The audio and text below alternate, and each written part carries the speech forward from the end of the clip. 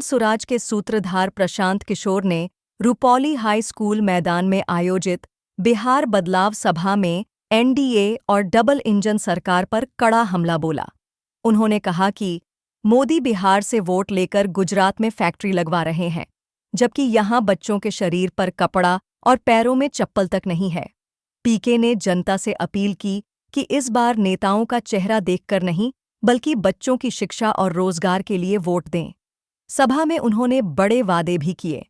दिसंबर 2025 से 60 वर्ष से ऊपर के बुजुर्गों को 2,000 रुपये मासिक पेंशन, 15 साल तक के बच्चों को निजी स्कूलों में मुफ्त पढ़ाई, युवाओं को बिहार में ही 10-12 हजार रुपये का रोजगार, ताकि पलायन खत्म हो।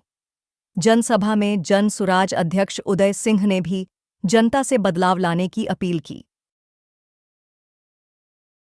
हो गया और बिजली मुफ्त हो गई, 125 यूनिट बिजली मुफ्त हो गया और आज आंगनवाड़ी वर्कर को भी राहत मिली है।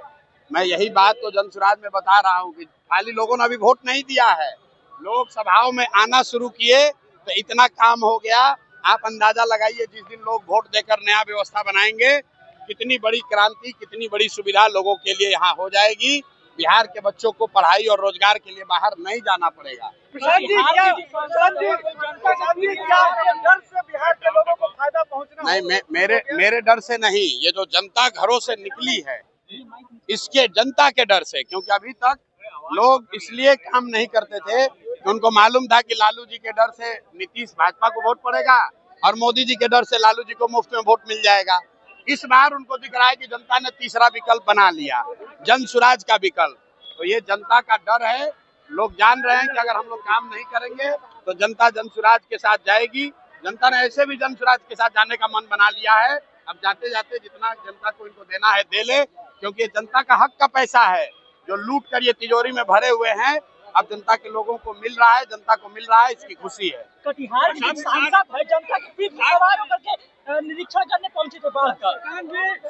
ये जो आप जिस सांसद की बात कर रहे हैं, ये कांग्रेस का चरित्र दिखाता है, ये कांग्रेस के चरित्र को दिखाता है। ये लोग राजशाही मानसिकता वाले लोग हैं। आप देखिए, राहुल गांधी यहाँ आए थे, 6 दिन में पूरा बिहार बेचारे घूम कर चले गए। 6 दिन में उनको पूरे बिहार की समस्या का पता चल गया, सबसे मिल लिए, सबकी मदद कर दिए और घोषणा करके चले गए कि भैया हमको वोट देके फिर राजा बना दो।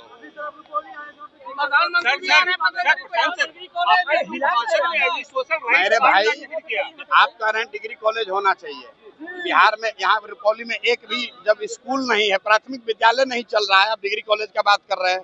हमने अभी भाषण में क्या कहा, जब लोग यहाँ प्राथमिक विद्यालय के लिए, डिग्री कॉलेज के लिए वोट देंगे तो विद्यालय और कॉलेज भी बनेगा। लेकिन अगर आप वोट 5 किलो अनाज के लिए दीजिएगा, जाति के लिए दीजिएगा, तो डिग्री कॉलेज नहीं बनेगा।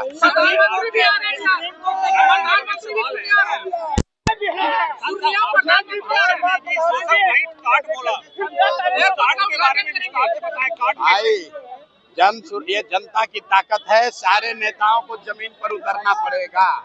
राहुल गांधी 55 वर्ष में एक दिन एक रात भी बिहार में नहीं बिताए थे।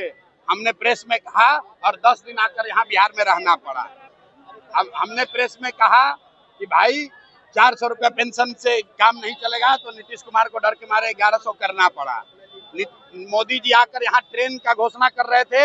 हमने कहा कि भैया हम लोग को ट्रेन नहीं चाहिए जिस पर कि बैठकर हमारे बच्चे गुजरात महाराष्ट्र में मजदूर बनकर जाएं, हम लोग को यहाँ फैक्ट्री चाहिए। तो मोदी जी अब बात कर रहे हैं पलायन की। देखिए, पूरे बिहार में बात हो रहा है पलायन का। क्यों हो रहा है? आज तक तो नहीं हुआ, इसलिए कि हम लोग, अब जनता ने बात समझ लिया है, हम लोग को ट्रेन नहीं चाहिए, बस नहीं चाहिए, हम लोग को पहले फैक्ट्री चाहिए, रोजगार चाहिए, पलायन बंद होना चाहिए।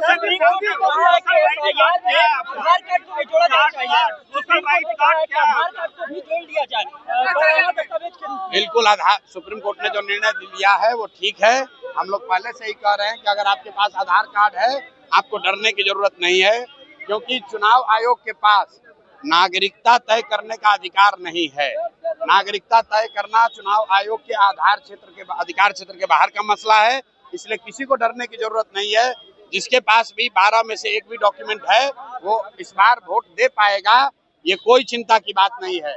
और अगर 2-4 लोगों का नाम कट भी गया तो भी विश्वास रखिए, जितने लोगों का नाम वोटर लिस्ट में है उतने ही लोग नीतीश कुमार और भाजपा को सबक सिखाने के लिए काफी है। सोशल राइट कार्ड क्या है आपका, उसका विस्तार से